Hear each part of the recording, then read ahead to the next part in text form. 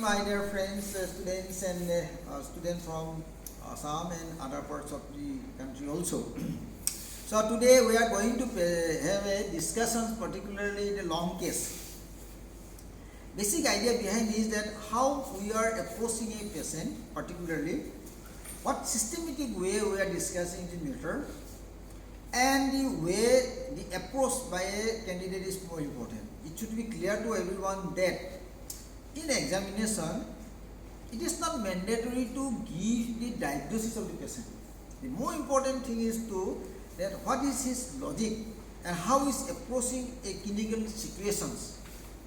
Because taking the history, examining the patients thoroughly, necessarily he narrow down the diagnosis towards a point, and subsequently that should be confirmed with a further investigations to come to logical conclusions. That is most idea.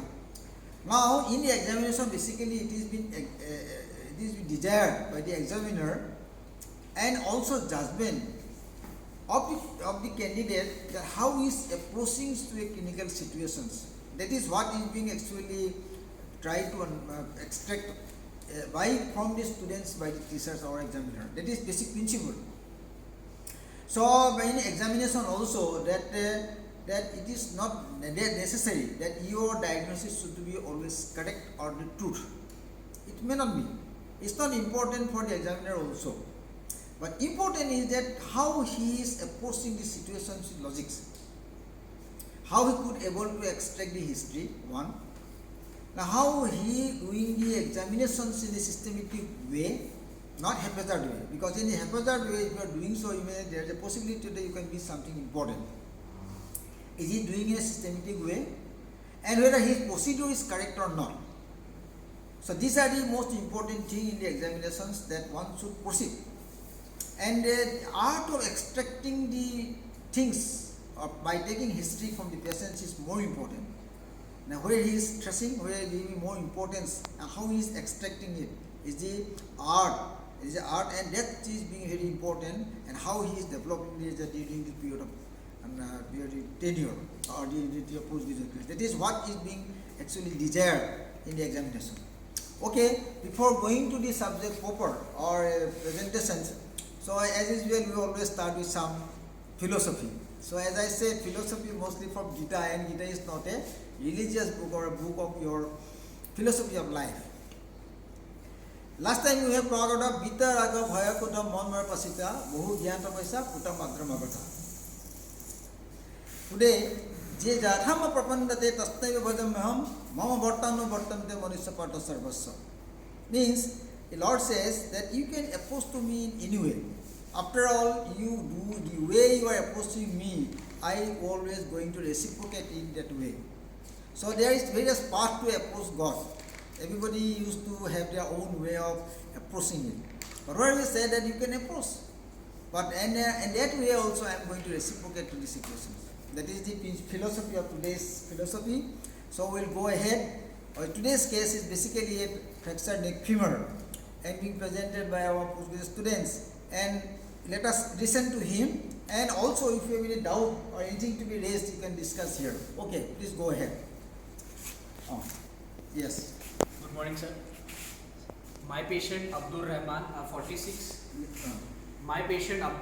46-year-old Muslim male who is driver by profession, was admitted here on 5th of July 2020, and I have examined him today. The patient was admitted with chief complaint of pain in right hip joint following history of trivial fall from last 2 months and history of inability to bear weight on right hip for last 2 months. History of present illness. The patient was apparently well 2 months back. 2 months back, the patient had a history of trivial fall, following which the patient couldn't stand and walk immediately. The patient was carried to a local quack by his family members, who advised immobilization and massage. The patient had pain in right hip joint immediately after the trauma. The pain was sudden in onset, excruciating and severe in type. The pain, there is no radiation of the pain, there is no diurnal variation of the pain. The pain increased on movement and decreased after taking medication and on rest. Patient also complains of inability to bear weight on right hip joint following trauma. From the day of trauma, the patient is bedridden and he cannot perform his activity of daily living, and patient cannot stand and walk by himself. There is no history of fever, night cries, night pain, loss of appetite and loss of weight. Past history. Past history. There is no history of any surgical intervention in the past. There is no history of pulmonary tuberculosis. There is no history of hypertension and diabetes mellitus. Personal history: the patient takes non-vegetarian diet. He takes 3 major meals per day. His bowel and bladder habits are normal. He is non-alcoholic and non-smoker, and he only chews betel nut occasionally. Family history: the patient lives with his wife and 3 children. All are enjoying good health. Socio-economic history: patient belongs to a middle-class family, and he uses sanitary latrine, lives in a kacha house and drink water from tube well. Allergic history: patient is not allergic to any known substance. Immunization history: patient cannot recall his immunization status, but BCG mark was seen on right arm. So yes, up till now, what are the salient points you have extracted from the history? What are the main salient points you have? Sir, first of all, immediately following trauma, the patient couldn't stand or walk by himself. So it suggests that it is a significant trauma. That means, so his patient is coming to you with a problem around the hip joint, and it's essentially happening after a trauma. And also important thing that before that, the person was doing everything normal. He could able to do everything normal. That is important thing. And subsequently after the fall also, it was true that he unable to stand. So this history itself speaks that you can narrow down the whole your clinical picture to trauma. Yes or no? So you know, in case of your any sort of your problems in around the hip, be it your trauma or the infective or inflammatory or degenerative or tumorous condition. Yes or no? So by the history, it has also narrowed down, curtailed down the certain things. Yes or no? And the history is now focused with directions of trauma, and it says that it is something related to trauma. That is what we have observed till now. So the history are taking and important is that how it is starting. Thereby you can narrow down lot of things your other diagnostic point. As I said, that there are so many things, particularly while you talk about any sort of your problem. Most of the time in orthopedic practice we do go encounter problems relating to trauma, relating to some degenerations, relating to some infective or inflammatory conditions, or sometimes in the tumorous conditions. These are the things particularly. So this art of your thesis speaks in which direction you should focus. That is what we desire from the history. Any point he has missed in this series, or he has covered everything? So the one thing, sir, I have written but I missed, sir, the patient cannot sit cross-leg position, and patient sir cannot do activity of daily living on its own. then that is true, because it is being exerted there. He is unable to stand on this leg after the trauma. Could he able to walk after the trauma? No, sir. No.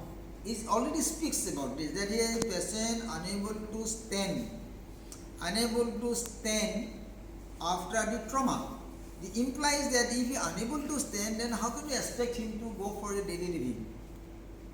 The persons who had a fall, unable to walk on his own leg afterwards, do we expect him to have the activities of daily living? Certainly, it will be difficult. But you can also add that during the period of time in the history, could he able to walk with some assistance? Or could he able to do some walkout or something like that to go for his Latin and bathroom and other things?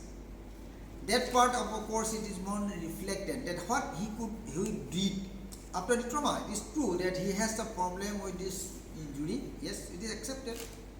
But what did he do in between? He was undergoing a quiet treatment, that is also being told. But did he confine himself to the bed entirely, or he could able to do something of his own with some assistance. That is not being reflected in the history. Are you getting my point? So this is another point, is means that what he do afterwards. It is been revealed that he had problems with this. He gone to the quack, got some treatment, whatever it might be. But what did he do last 2 months time? Only confining, doing something with some assistance, could he able to do his own personal hygiene and other things? This is not being reflected in history. That part is a bit missing, I believe. And other parts, whereas this is important, that you also tell us about the background of the patients. What type of patient you are going to deal. The history is supposed to speak about this, the immunity status.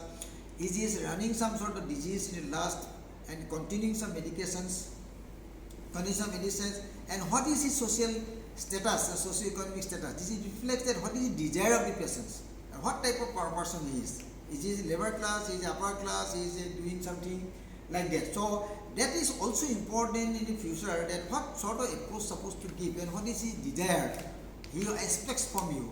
This reflections in expectation is being revealed in this history also. Okay, then next point. Sir, general examination. Examination. Sir, patient is well oriented to time, place and ठीक है person. ना sir, ये आपको ध्यान देना है. This is okay. Very well, please. The patient is well oriented to time, place and person. There is no pallor, no icterus, no clubbing, no cyanosis, no edema. The neck veins are not engorged and neck glands are not palpable. Blood pressure is 140 by 90 mmHg, millimeter of mercury, and pulse rate is 72 beats per minute. Then sir, systemic examination. It is did he miss something? What is his bill? What is his nutritional status? These are also important. So because this point I think he has missed, that this nutritional status is also very important, particularly orthopedic surgery, because it reflects and also has a determining factor in the outcome of the results. If the poor nutritional patients may not have a very good outcome, then that of a person who is having good nutrition. And how is built, that means also how is developed, his structures during the period of development. These are also important things. So it also this examination in general examination not only speaks about the running sort of disease or other things or sinus, icterus, anemia, other thing, but also his build and nutrition are usually important, and particularly in orthopedics is also important that it has some bearing in the final outcome of the treatment as well. Yes, sir? Okay, okay. Next. The systemic examination. Yes. Systemic examination, central nervous system examination. The patient is well oriented to time, place and person. There is no focal neurological deficit. Then GIT, there is the parabdomen is soft and the normal peristaltic sound is heard. Then respiratory system, bilateral air entry is normal and normal vesicular breath sound is heard over all the quadrants. And CVS, the S1 and S2 heard and there is no added sound. So he speaks about the other systemic that, and also sometimes you must make yourself familiar with the some examiner may sometimes ask you the cranial nerves as well. Cranial nerves. So you're supposed to know all these things, though you can go smoothly, but sometimes there may be interruptions by the examiner. Then show me the examination of the cranial nerve 6. Show me the examination of cranial nerve 6. So it will have a customary of the examinations it is being seen that they smoothly speaks about this about the examination of the systemic examinations, CNS, everything. But there may be some sort of sometimes interruptions of asking some specific questions sometimes. So you have, though it is accepted, but you sometimes get ready with the thing that you may need to examine the certain thing. What is the nerve of 6? What is the cranial nerve 6 and how do you examine? Or what is the hypoglossal nerve, what is the function? So these things are also equally important. That it is not customary, make it a habit that you are going smoothly like this and there should not be any interruption by the examiner. No. That you have to, though it is accepted, but you have to make it sure that you know it and also know the techniques of examination or the process examination of all these things. Yes? And in auscultation, okay, I am asking you, how exactly you do the auscultations of the chest?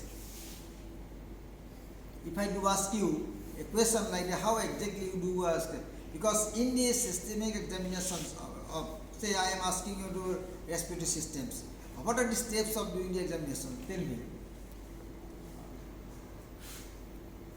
So in respiratory system examination, What are the protocols? so first of all, exposure of the patient. Patient, okay, accepted, then? Sir, then we have to auscultate the various areas. Yes, that is the mistake. See, that is what I am exerting. So we are accepting, but he is missing. He has not shown you how exactly supposed to examine the chest. The inspection, the palpation, the auscultation, the percussion. 4 steps. He is jumping to the auscultation, but he has missed many things. Yes? So it is being accepted, and the mindset of the examiner, particularly orthopedic surgery I have seen, they have a habit of speaking like this, that all the systems are normal. But if you do interrupt, sometimes they are troubling. And this is true, is happening here also, that how he have missed the important steps of doing examination of the chest. I get my point? So in the inspection also, how the chest is symmetrical or not. Inspection, how the expansion is taking place in the inspirations, it is unilateral, bilateral, uniform, not uniform.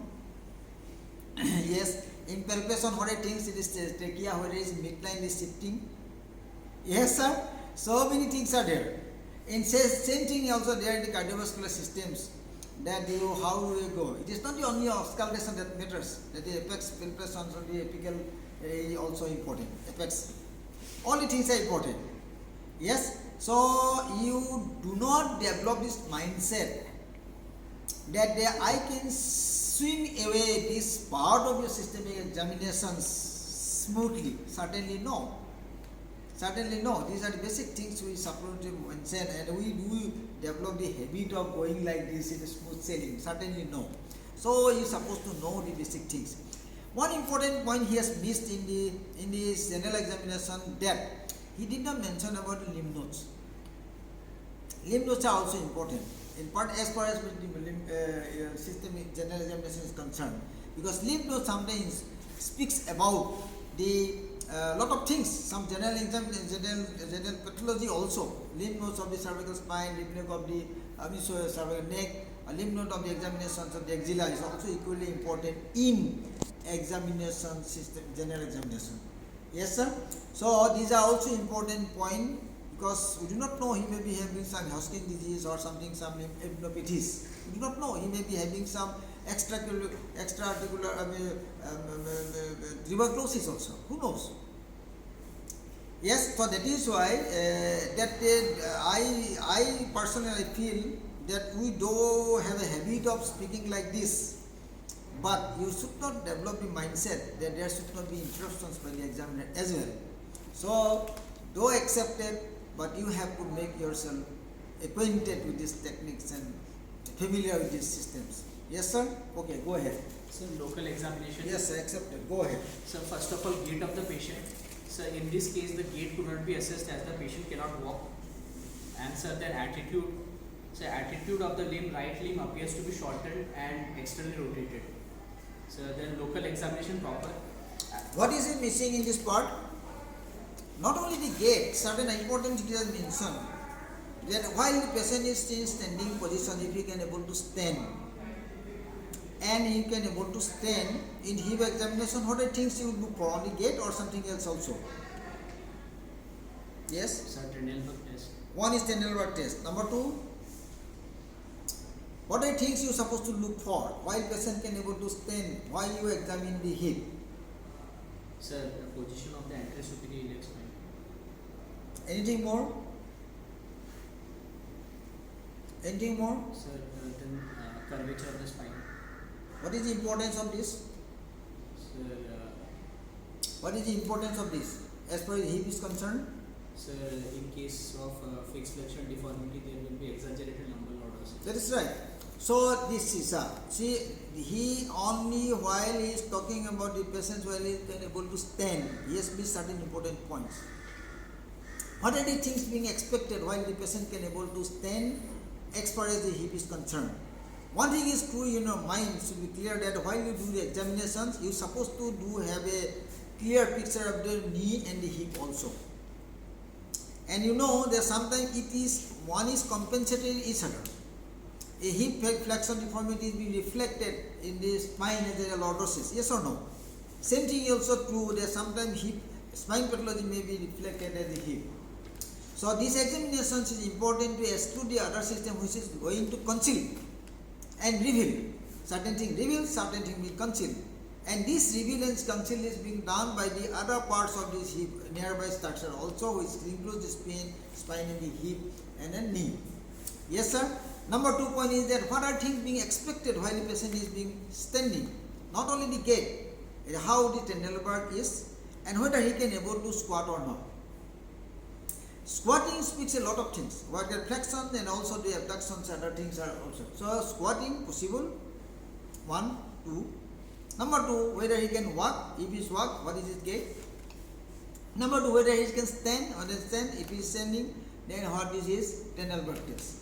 So in a standing position, particularly hip, these are the 3 things you are supposed to know and you have an idea. And then in this time also you may need to explain these situations also. That what is Trendelenburg test or what are the things how actually do. Or there will be questions. If there will be questions of the Trendelenburg, there may be question of your gait also. Lot of things may come up in a abnormal gait. What are the types of abnormal gait are things also. Yes sir. So these things should be keep your mind. Okay, fine. If the patient is in trauma, if it is acute pain, this is not desired. But doesn't mean that you are supposed to escape this thing. Okay, fine. Please go ahead. Sir, inspection in supine position from the front. The head is in the midline, the neck is in the midline, both the shoulder are at the same level, nipples are at the same level, umbilicus is in the midline, both the anterior superior iliac spine are at the same level. There is no swelling, scar or sinus present over both the hip joint. The right thigh muscles appear to be wasted in comparison to the right side. The right knee appears to be at a higher level in comparison to the left side, and the right knee, right patella is upwards and it is facing laterally. The right calf muscle appears to be wasted in comparison to the left side, and the right medial malleus is at a higher level in comparison to the left side. So inspection from the side, there is no exaggerated lumbar lordosis, there is no scar, sinus or any swelling present over the trochanteric area. So examination from the back. Yes sir. The head is in the midline, the shoulders are at the same level. Sir, I will turn. Done. Yes, we do it. Do it.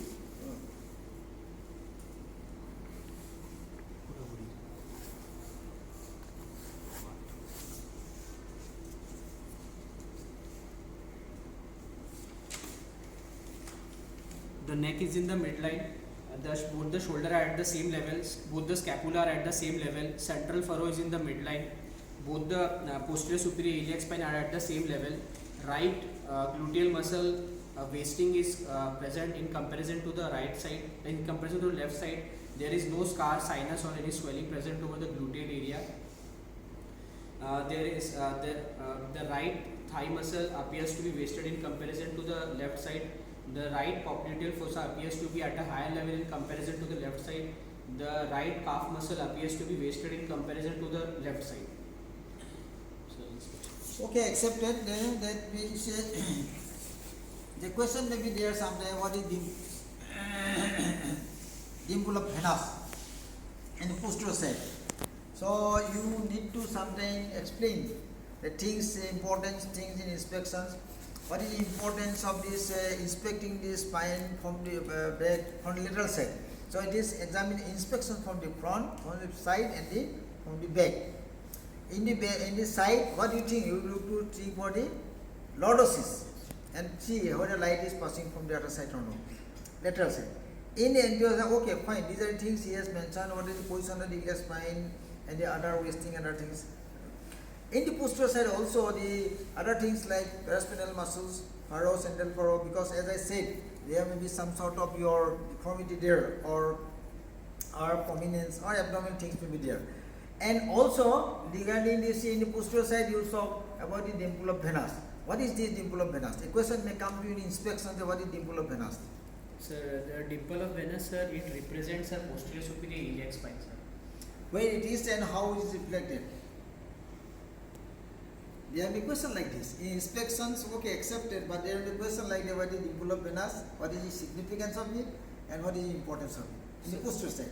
Sir, it signifies the sacroiliac joint.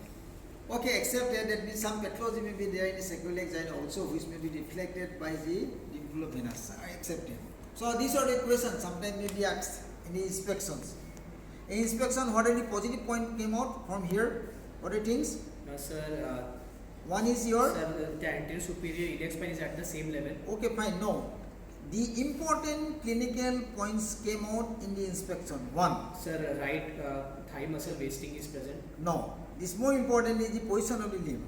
Sir, He says that is externally rotated Yes, and sir. shortening. Yes, sir. This is the very significant point in the coming out from the inspection. That means what is the most important thing coming out from the inspection is that the attitude of the limb. Now explain what we mean by attitude of the limb and how you look for. So attitude of the limb, it is the position of the limb kept by the patient for his comfort. That's right. Accepted. So in the inspections, the most significant point came out is the attitude of the limb. This attitude speaks a lot of things. Suppose the person may come to you, there still be some clinical, very important, significant attitude of the limb, of this hip. Like you, what is the attitude of the, in a person may go in the directions like, what is the attitude of the limb in case of a posterior dislocation? So posterior dislocation, the patient will have some flexion, sir, then adduction and internal rotation. Okay, fine. What is the attitude of the limb in case of anterior dislocation? Sir, flexion, abduction and external rotation. Okay, accepted. What is common between these two? Flexion. Why the flexion is common in between these two? Why the flexion is common in between these two? So that is a question. So there may be many question in any type, any sort of kind, and it may be tracked in directions by the examiner. This is not merely this part you are going to play, but this may move in the other direction also by the examiner. Are you getting my point? So this is being tracked because you are unable to explain the attitude. Or accepting the attitude here, that is reflects something. Okay, fine. This is importance of attitude reflects a lot of clinical pictures, thereby hidden clinical pictures. Accepted. But if you extend it to other area also, you are unable to explain why the flexion is common in both the anterior and posterior dislocation. So this is not merely that you are focusing to one part, but the question may drag to you another direction also. So that is the thing. So flexion is basically common in both the conditions because of the integrity of the iliofemoral ligament. Why ligament or bigalous ligament? Now what is atypical attitude? If I am asking you a dislocation situation, what is called atypical attitude? So atypical attitude where the rupture of the iliofemoral ligament is there, then the patient of flexion or flexion is there. So it may be a case of your atypical attitude in case of dislocations. So this is how the question may come from the examiner, and it may move in other direction also. So it is not that your focus will be one direction, but you can escape from the other side. No. So it may happen to you anytime, any moment. Okay, go ahead then. So from this year clinical examination, up till now, what is being focused that there is more important than the fracture, there is shortening and external rotations. Yes, okay, fine. Then what next? Sir, then palpation, sir. First of all, superficial palpation. First of all, sir, temperature of the bilateral hip joint, temperature over the bilateral hip joint is normal. Then, sir, superficial palpation, there is no tenderness on superficial palpation. Then, sir, deep palpation. So in deep palpation coming from medial to lateral, there is no tenderness over the pubic symphysis, pubic tubercle. There is no adductor muscle contracture or spasm. There is tenderness present over the anterior hip point. There is presence of bilateral femoral pulse. There is no tenderness over the anterior superior iliac spine. There is no broadening, thickening over the broadening, thickening or irregularity over the greater trochanter. there is no tenderness over the bilateral trochanterus, but Morris bitrochanteric thrust test is positive. On the posterior side, there is no tenderness over the posterior superior iliac spine and ischial tuberosity, and there is no lymphadenopathy of the inguinal lymph node. And on digital Bryant's triangle, the base appears to be shortened on the right side. Yes, that is the way of okay. And the important is that examinations of the superficial and the deep. Sometimes we have a question whether what is the importance of examination of the medial side? What is the importance of the medial side of examination? Tell me, in a case of your old case fracture trauma coming to you, what is the importance of examining the medial side? So medial side, in old cases there might be adductor contracture of the adductor muscles. Yes, that is also important. See, particularly in the old case of fracture neck femur is coming to you late, and your palpation is very important, particularly even in the medial side, to look for the adductor spasm by adductor contraction. And this is important from the surgical point of view also, that sometimes we need to go adductor tenotomy there. So you have to have a mindset that in later on you may need to go for the adductor tenotomy as well. So these are the important things in palpation. Anytime in it, what is your vascular sign of Nara? So vascular sign of Nara, sir, normally sir, the femoral pulse is present because of underlying hard surface of femoral neck, but in cases of the dislocation of femur, there is no underlying hard surface, so we cannot palpate, or it is feeble vascular. So that times a vascular sign of Narath is positive. Okay, except that is why not only for dislocation, also in the absorption when neck where you don't have a very good support, you cannot able to feel the pulse. That only in the absence of pulse, unable to have the same thrust of pulse when the other side normal. Other side normal, this side what is the pulse wave is it same or no?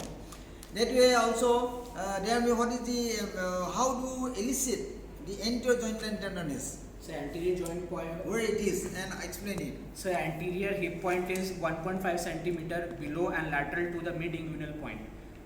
Sir, there I will press with my thumb and I will see the tenderness by looking at the patient face. Yes. Then also there will be question like that, what is mid inguinal point? What is the mid point of the inguinal ligament? Sir, mid inguinal point, it is the center of anterior superior iliac spine and pubic symphysis.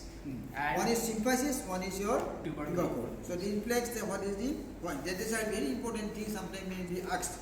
And also the importance of the looking for the inguinal lymph nodes and also external iliac global lymph node while doing the palpation. Look for it. What is that? There will be some hidden pathology. As I said, it may be case of your tuberculosis, who knows? He is coming with a trauma, is accepted, fine, but might be having some sort of other pathology as well. Nobody knows. So that is why it is important to look for the lymph nodes and other things and compare the other side. If it is a present, then you have to say the characteristics of this palpation. How it is meted, it is instigate, discrete, tenderness, what is meted. So there will be so many questions may come to you while the palpation is concerned. And also the importance of going for the Bryant's triangle particularly. What is fixed and what is the importance of doing the digital right triangle at this stage of palpation?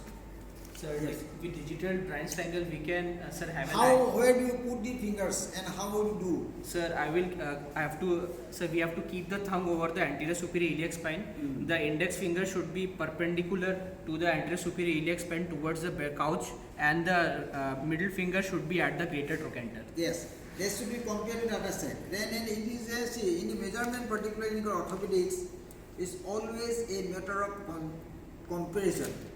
It is a matter of comparison because there is no standard chart available in the world that it is, if it is coming like this, then the short is short, long is long. No, it is nothing like that. So in orthopedics practice, this measurement is nothing but a comparison. So you necessarily have the guidance in the other side as the normal, and you reflect whether it is shorter and longer to that of the normal side. So in orthopedic practice, that is why it is not the universal things. There is no universal chart that the Bryant's triangle, this part is this, so I say short, this is long. No. So it is a comparison. So other side examination is equal. This is not only important for this thing, but also subsequent all the examination measurement that is basically in orthopedics is a comparison between these two. Okay, fine. Then what next? So then movement, sir. So movement, sir, could not be elicited as the patient is having pain.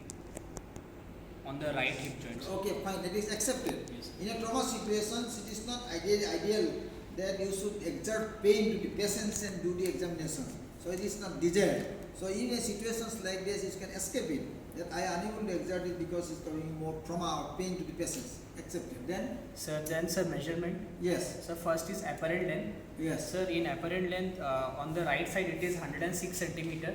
On the left side it is 108 centimeter. So there is 2 centimeter apparent shortening on the right side. Right. Now the question arises, where from you take the apparent length? Sir, apparent length, sir, in my case I have taken from Xiphis sternum to the tip of the medial malleolus. What should be the position of the limb at this moment? Sir, position, sir, there should be, sir, proper exposure, and the trunk should be in line with both the lower limb. What do you do in case of anterior-superior spine in this test? Sir? Do you need to do anything for the anterior-superior spine in No, this sir. test? No, sir. Certainly no. So important thing is that while doing the apparent length measurement, you are taking the limbs in parallel.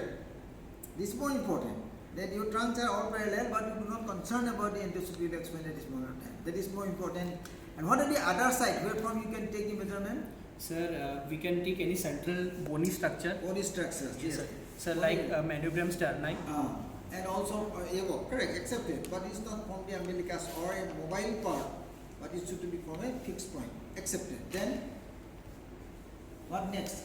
Sir, then sir, sir, true length. Okay, fine. Next, true length. Sir, in true length, sir, there is 2 centimeter true length shortening on the right side. Now, question arises: what are the prerequisites to go for the true length measurement? So first of all, the exposure of the patient. Right. Sir, then both the anterior superior iliac spine should be at the same level. Right. Then sir, both the limbs should be identical. Okay, fine. Then what miss? What is miss?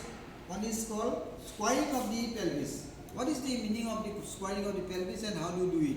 Sir, squaring of the pelvis means both the anterior superior iliac spine should be at the same level. Only this or something else is more important? And the line joining the anterior iliac spine is perpendicular. Perpendicular. So it is perpendicular now. Mine will be there, but it should be perpendicular to the mid axis. That is more important. That is called squaring of the pelvis. Accepted. So exposure of the part, both sides, one. Identical level of the anterior superior spine the same level. Squaring of the pelvis and identical positions of the limb. Now in this situation, what you are going to do? Sir, in this situation, sir, In this situation, what you are going to do? so in this situation, I will, sir, measure from. I will first expose the patient. Right. Sir, then I will square the pelvis. Okay, fine, accepted. Then And then, sir, I will square the pelvis. I will keep the limbs in identical position. And then, sir, I will measure from, sir, anterior superior iliac spine to the tip of the medial malleolus. so straightway he is going for this. What he has missed? What he has missed? He has missed that he is unable to do external rotation on the left side. Because he said already that in prerequisite that this limb which is affected in right side is external rotation. He said accepted. But in these situations while you are doing the actual measurement, he failed to do so. 1 point. Number 2 point is that is also that there is not the point that you are taking from the anterior superior to the medialus. But somewhere in between something is also there. What is that? One station, milestone, the mid. What about the joint line? Sir, joint length, sir, I will check in, sir, in compartment measurement. Okay, fine, but you suppose to have a measurement point there. So while placing this measurement guide, whether you placing it actually through the medial side or straightway going for it. Yes, that also makes a lot of difference. So if the line is straight and whether it is going through the midline or medial side, that's also important thing. So in the measurement also that 1 or 2 points he has missed, though he has said, but he has failed to show. Because the external distance of the limb is important and comparison to the other side also equally important. Yes, accepted. Now, justify your stand in this situation. Then in apparent length you said what is the shortening? Sir, 2 centimeters. 2 centimeter, accepted. Then what is this shortening? Where from this coming? Sir, this might be, sir, due to the absorption of neck, sir. No, now it is, you have to, as you say, that you can also break down this. So altogether in the true length measurement is said there is 2 centimeter shortening. Yes, sir. Now whole the limb from the anterior superior iliac spine to the medial malleolus is short. Now where is the shortening? It is a leg part or it is a thigh part or the femur part? If so, in the femur part, in which area? You have to justify. Sir, in femoral length, sir, there is 2 centimeter shortening on the right side. Right side. Tibial length, it is normal. Normal. So, sir, after femoral shortening on the femur, I have to decide whether it is. I have to see whether it is infratrochanteric or supratrochanteric. That's right. For that, I have to make, sir, Brandt's triangle. So that should be correct. Correlated with that of your digital measurement in the Brandt's triangle. So it speaks that there is a shortening of the limb right side, accepted, 2 centimeter, accepted, and also justifying this shortening as this supratrochanteric shortening because it is correlating with that of your digital finding and also the measurement right now. That's right. So this speaks that the shortening is there and we can narrow down this shortening to the supratrochanteric area. Accepted? And logic may be there. Why it is happening, that's another thing. But you should narrow down that where exactly the shortening is taking place should to be justified. Accepted. And what next? Sir, then, sir, Brandt's triangle measurement. Okay. So there is 2 centimeter shortening of the base of the right side. And then, sir, others are hypotenuse and perpendicular. It is, sir, equal on both the sides. Okay, fine. Anything more? Sir, thigh girth. Yes. Sir, thigh girth, sir, it is 4 centimeters. Sir, wasting is present on the right side. And sir, 1 centimeter wasting of calf muscle is present on the left side or on the right side. Then there may be questions that where from you take the measurement and which measurement is more important from the joint line, how much you go ahead, which part, and if so, which muscle is rapidly goes for wasting in case of thigh. Sir, in thigh, sir, vastus medialis. Vastus obliquus is the most important thing going to thigh. That is important. There are a lot of these questions may come out of why there is wasting, what is important for the wasting to measure here. Why? Why the importance is given to the measurement of the thigh muscle? Said that a patient may be coming with a skeletal problem. While you talk about the skeletal problem, is comprising not only the muscles, not only the bones, another thing, also the surrounding muscles and ligaments are equally important. You can do a mechanical job of doing a reconstruction of the osteosynthesis or replacing something.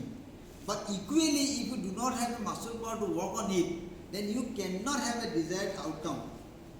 After all, patient is coming to you not to get the proportion done, but he has also a expectation of functional recovery. And if you are unable to give him functional recovery, probably the whole endeavor is going to fail. And for this, it is also important to go for the muscles wasting, where it is. And if so, what measure you have to take later on so that you can build up the muscles. Otherwise, mechanical job is done, backside is repaired, replacement is done. But if you have a very much wasting of the muscles, probably you will not have the same desired result. So that is why it's important to look for the wasting of the muscles, and it's important subsequently also. Then what next? Sir, then, sir, various lines are there. Yes, that's right. So first of all, shoemaker's line. So shoemaker's line, sir, it is both the lines are joining below the umbilicus and on the left side. That's right. And sir, then Chidi's parallelogram, sir, it is converging on the right side. That's right. And sir, then Nelaton's line, yes. So Nelaton's line, sir, the tip of the gator trochanter is lying above the Nelaton's line on the right side. So these lines are also important. So significance are coming down nowadays. But even if you are supposed to know where the lines are taking place, and scale diversity and how it is crossing. Though today relevance is coming down, even then it is important that you are not escaping or you are not bypassing some important points of measurement. So these are also equal important, particularly in case of examination, that you are supposed to know what line mix what.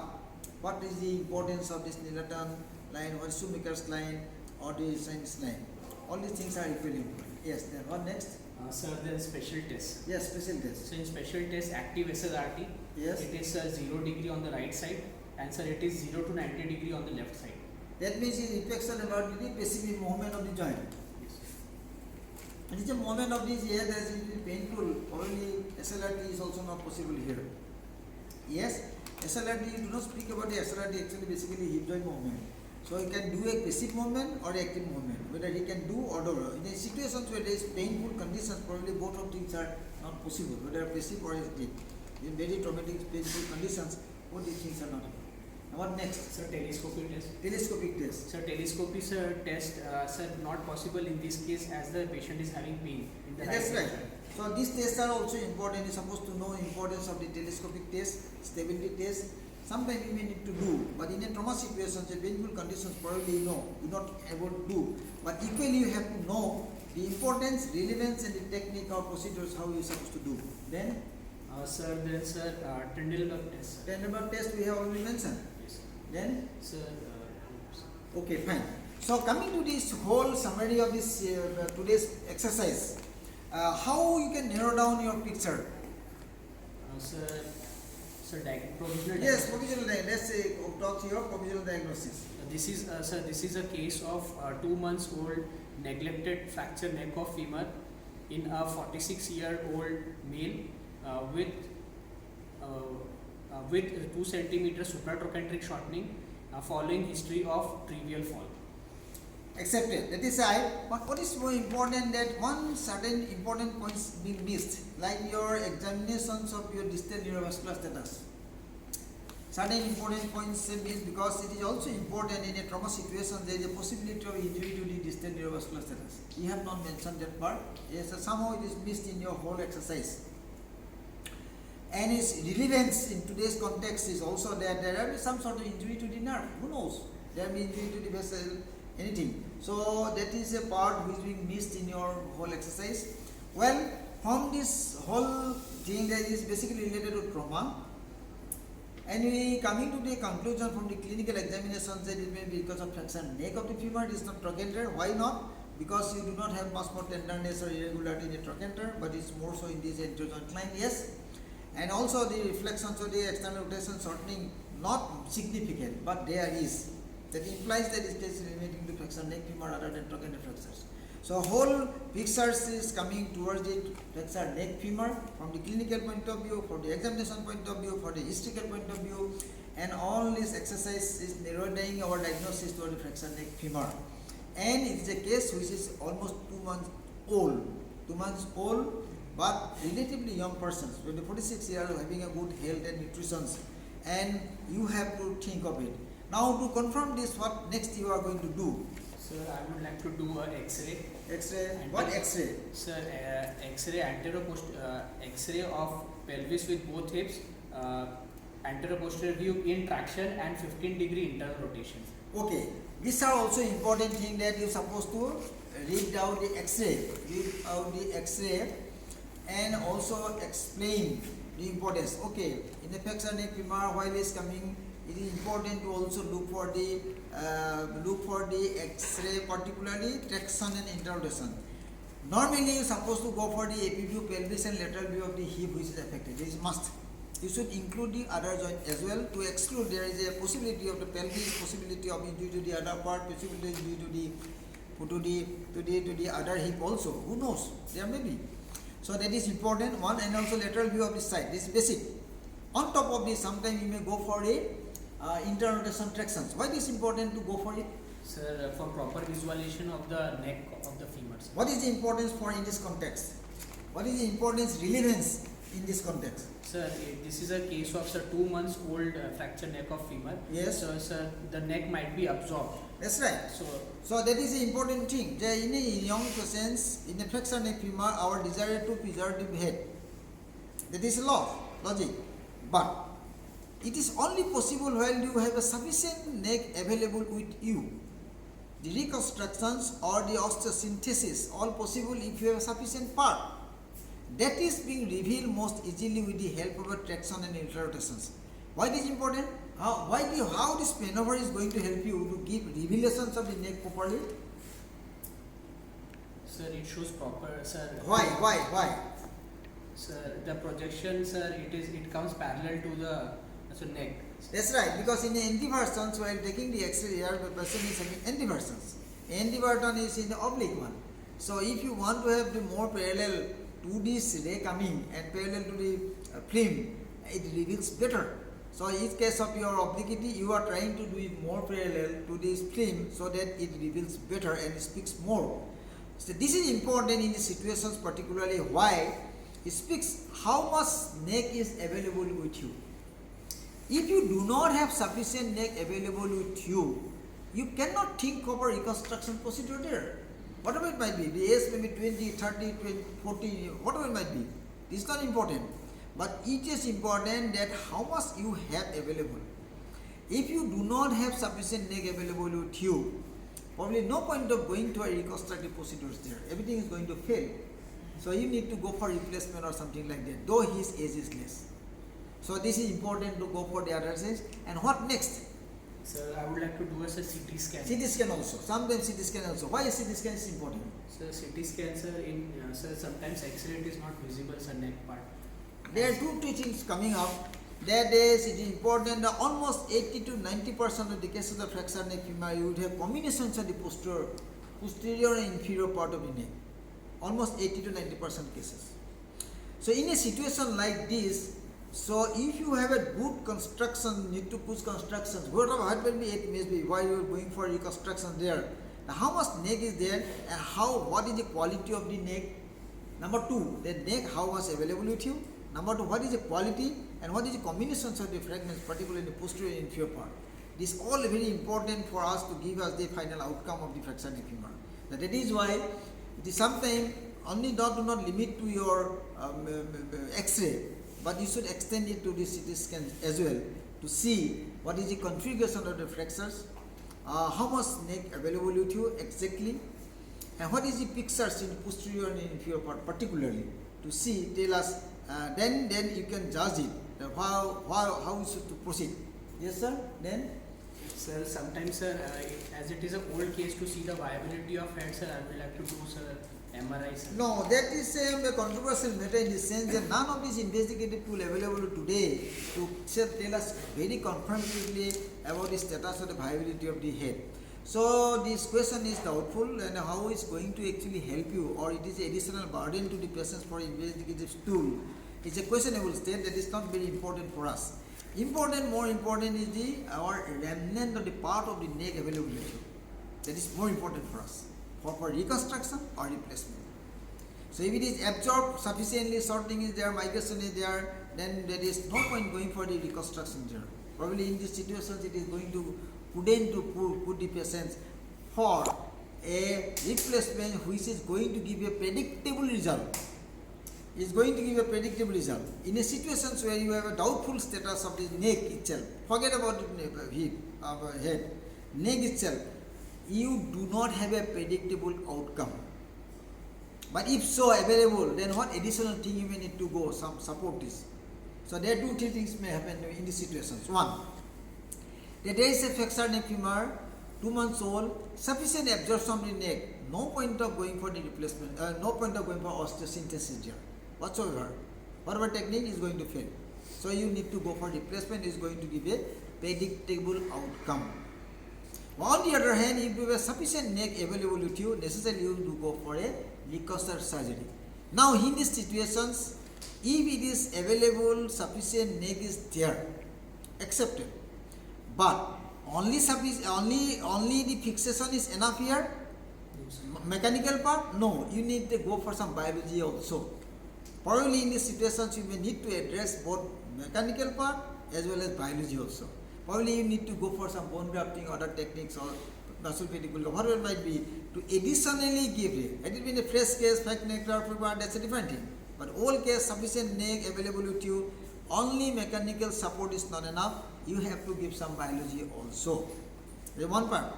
And while there is a replacement question is coming, while there is absorption, there is no point going for other things, you have to go for replacement or depending upon the choice of this person's demand, you have to go for some sort of replacement here. Right? Yes, sir? So that is the point we have coming to the conclusions of today's scenario. So that is how one should prepare for examinations and logic. And as I said already, that it is not merely the diagnosis is more important, but whole exercise from beginning and how approaching to a logical question. Because you are in a sea, the white, your clinical pictures. Now how you can narrow down these clinical pictures by history, narrow down it to a clinical examinations, then again doing final judgment with the help of your investigative tools. But it is true that for investigation sake you cannot go for all the investigation available in the world. That is additional burden and it's not logical also. But consider any situations which is focusing with the help of your clinical examinations and the history, you need to focus that part to confirm your diagnosis, but not to do all the investigation which is available in the world. So that is a unjustifying thing in the situations like this, that you do have this, do all the investigation available to do it. No. Logic is that you do the justification to the point of the available tools which is needed, not to do all the unnecessary investigations. Well, then we are coming to the end of these pictures today, and I believe it is going to help you how you should prepare in the future. Thank you all.